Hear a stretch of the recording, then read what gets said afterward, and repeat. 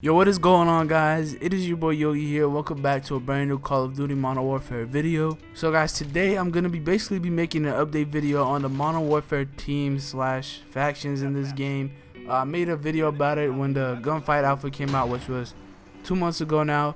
So I was getting comments about it since people who recently played a beta telling me that they know it's changed and it's not how I thought it would be, and obviously that was before the beta came out. So I decided to make an update video to clarify it up for those of you who do not know how these teams or factions work in the new Call of Duty. So usually, as you guys know, before before Advanced Warfare maybe, or Ghost, basically, for example, Modern Warfare 2, you would have several different teams and factions. You would have the Rangers, you would have like the SAS Task Force, and then for the enemies you would have like Spitnaz, and then you would have like Op 4. Those are just a couple to name off the top of my head, but usually games back in the day, they had more than one team specified to the map specifically. For example, if you played in a broken down city which looked like the Middle East, you would be the Rangers going up against the Op 4.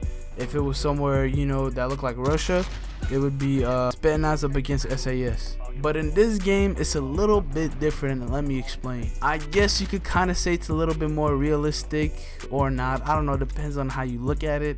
But basically in this game, there are two main teams: Coalition, I don't know how to say it, and Allegiance. Coalition being the good guys supposedly team, and Allegiance being the bad guys supposedly team, I guess. So basically, Coalition has different sub teams inside of the main team. So as you can see, you have the default outfit, and then you have the SAS, you have Warcom, and then you have Demon Dogs.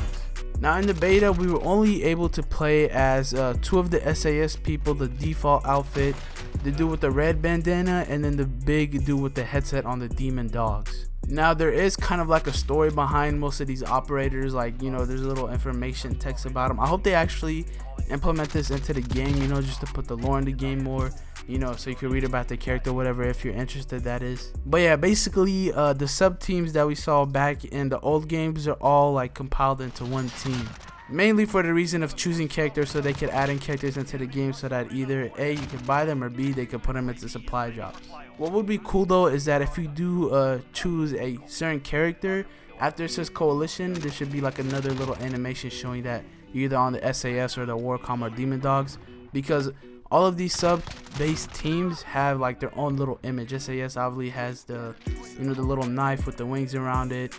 Warcom has like I actually don't know what the Warcom symbol specifically is, but I know the Demon Dogs is the dog with the little knife behind it as well, I'm pretty sure. Now moving over to Allegiance, we got the default, which is basically, I don't know, to me it looks like a normal Spitnaz enemy, but apparently it's not. They actually have the Spitnaz sub team in the Allegiance main team. So in the beta, we were able to play as the big buff dude with his hair going up, and that was basically it out of all these people in the Spetnaz category. The Jackals, we could play as Zane, the dude with the sunglasses on, and then Chimera, I believe. I really don't know how to. I believe that's how you say it. We were to play as one of my favorite looking characters. I believe his name was Kruger, the dude with the helmet and the little I guess ghillie suit type thing over his head, and then that one other girl that's next to him, I forgot her name. So yeah, obviously Spitnaz, most people know what it is if you're a Call of Duty fan. It's supposed to be like the Russian team. Now the Chimera sub team's logo is actually the one with the gargoyle on it, or the one that looks like it has like a little demon on it. So yeah, and Spitnaz, obviously we all know how Spitnaz looks like. But Jackals, I'm not sure if we've actually seen the logo for it yet. So guys, actually I'm gonna take us back to the one image you saw with the hoodie and with all the symbols on it. So now we know that the right side with the eagle is Coalition, and the little knife with the knight on it, that's SAS, I'm guessing. I don't know, I thought it was wings, but I guess it's not. It's the little leaf thing, whatever it is around it. And then we got the Demon Dogs, which is the dog, and the little, I think that's also a knife behind them, or I think that's an anchor or something. I really have no clue. And then the third symbol with the little trident is Warcom, I'm guessing. And then on the left side we got Allegiance, and then we have Spitnaz, which I'm guessing is the one with the skull and the little star on it, because that's how Spitnaz usually look like, with the star.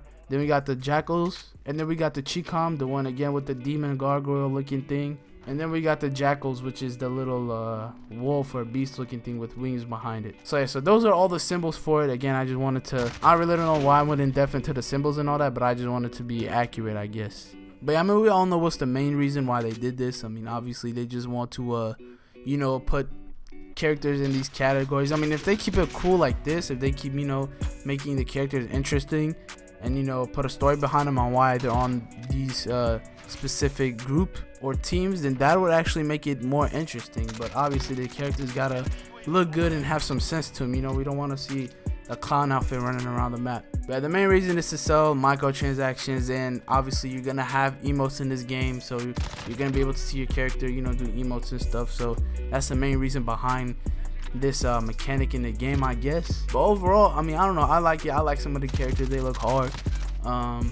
But yeah, as long as they keep it realistic, I guess it's all cool and all that. I just hope that when you start the match, it actually shows like which sub, you know, base team you're a part of. Like if you Spetsnaz, like it shows allegiance and then shows a Spetsnaz logo or something like that. I don't know, I think that would be pretty cool. Nothing important, you know, just little touches that would make the game a little bit cooler, I guess. So yeah, hopefully you guys enjoyed the video. If you guys do, make sure you leave a like if you like, make sure you stay healthy, and yeah, I'll see you on the next one.